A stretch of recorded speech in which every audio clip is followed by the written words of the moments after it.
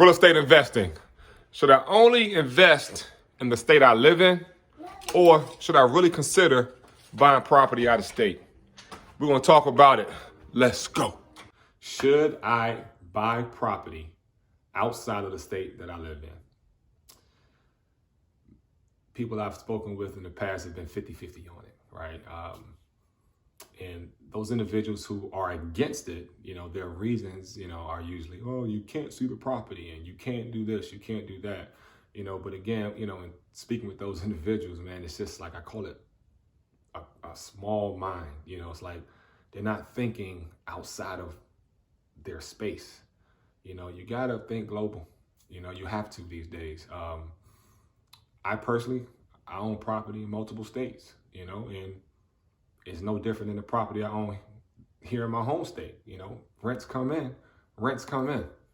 The check doesn't come in and say, oh, this is a check, but it's from Ohio or it's from Texas. Like, no, the checks come in and I put them in the bank and I'm gone. Same as my checks that come in from the state I live in here in Maryland. Like, I don't understand why people get caught up in, oh, don't invest out of state, man. It's tough. No. Like, that's a small way of thinking things through, man. So I strongly recommend investing out of state.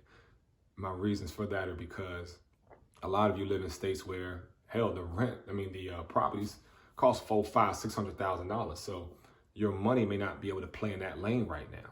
And what I mean by that is you may not have enough money to invest to make it worth your while to do that.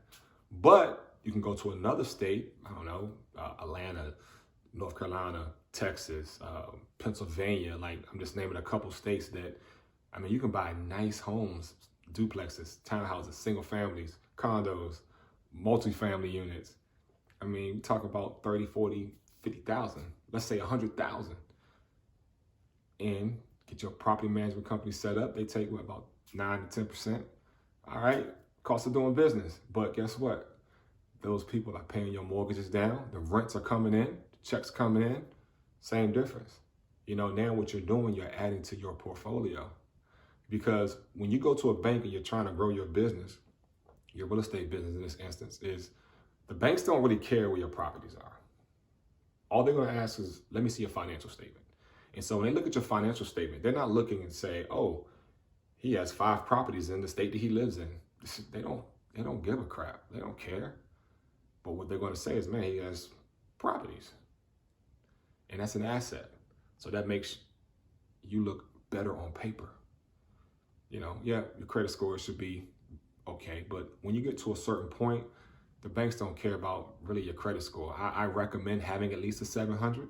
But what they really care about is your financial statement. How does he look on paper? Period. They want to see assets. That's all they want to see. So when it comes to investing out of state, I strongly recommend it. Get out of that box of feeling you got to invest in the state you live in or you can't do it. That's bull crap. I know more than a handful of investors who own properties in multiple states. They don't even live in this country and they own properties in the United States. Because they get it. They're building their portfolio. They're also not thinking about tomorrow. They're thinking about 15, 20 years down the line. When they're ready to, I don't even say the word retire, because I don't really believe in necessarily a retirement, but when they want to slow down a little bit, they have this money coming in and they're still able to live a lifestyle that they're living today as they get older into their next phase of their life, right? So don't let someone talk you out of investing out of state. Don't even do it. What I recommend is do your due diligence. One of the properties that I just recently acquired, with most of my properties, I've never stepped inside of the property. I never touched the brick, never touched the doorknob. I don't even got keys to the property. Like, straight up. I just, my property management company handled that for me after I closed on the deal. They got the keys and we kept things moving. I don't really have a desire to go in. I have someone always do the due diligence for me. I have a contractor come out, make sure the roof is in place, make sure that what I saw online before I purchased it is really what it is. And we keep it moving, buy it, keep it moving, Now, I understand the idea of having some cold feet, and some people feel like they got to be able to touch it. I gotta touch that door. For what? There's no emotional connection to real estate. When I first started buying real estate, I bought my first property when I was still in college. I was a student, at Central State University. And, one of my professors, he actually owned properties. And I just kind of was asking questions. And he just kind of let me start tagging along with him and going on some of his tenant runs, et cetera, and just kind of learning the business, and before I graduated college, I didn't have a job or anything. I already owned four properties, we had 2 duplexes, so 4 units, right? And when I moved back to DC, I still own those properties. I mean, people were still paying rent. I have them send it to a PO box at the time, and we keep things moving, Then before long, I got smarter because I wanted to move away from the emotional connection of having to possibly evict the tenant and all those things. It's a tough process to deal with.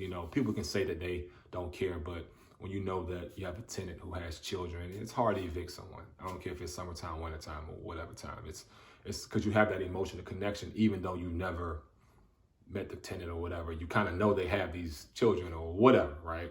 So I turned everything over to a property management company, and I don't have to deal with that emotional connection anymore. And that was business that was just a business move for me. Best thing I've ever done in my life was to do that.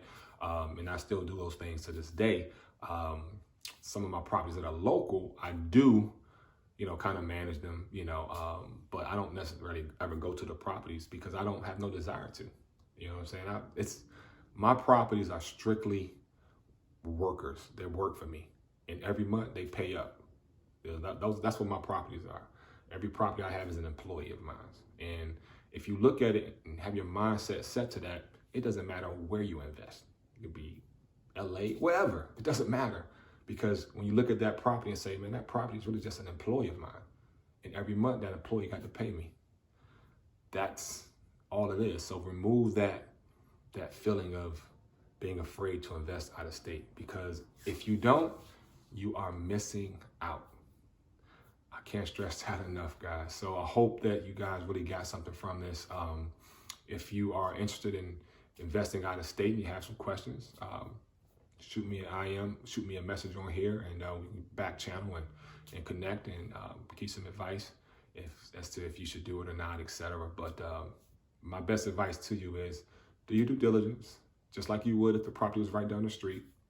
It doesn't matter just because you see it with your eyes. You can see a picture, or you can have someone go out and look at the property for you in that particular state. It's not as hard as people try to make it, but if you don't ever jump, you're going to never fly. You will never fly, man. You got to get out there and take some freaking chances.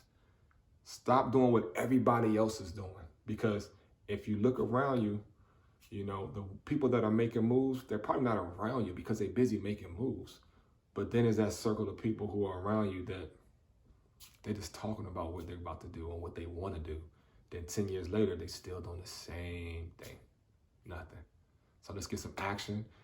Make that jump. If you want to invest out of state, I strongly recommend it. Just do your due diligence like you would with anything else and make it happen. Thank you for checking out today's episode. If you found some value in what you saw today, please go ahead, hit that like button for me. It's a thumbs up. Boom, hit that for me. And also subscribe to the channel.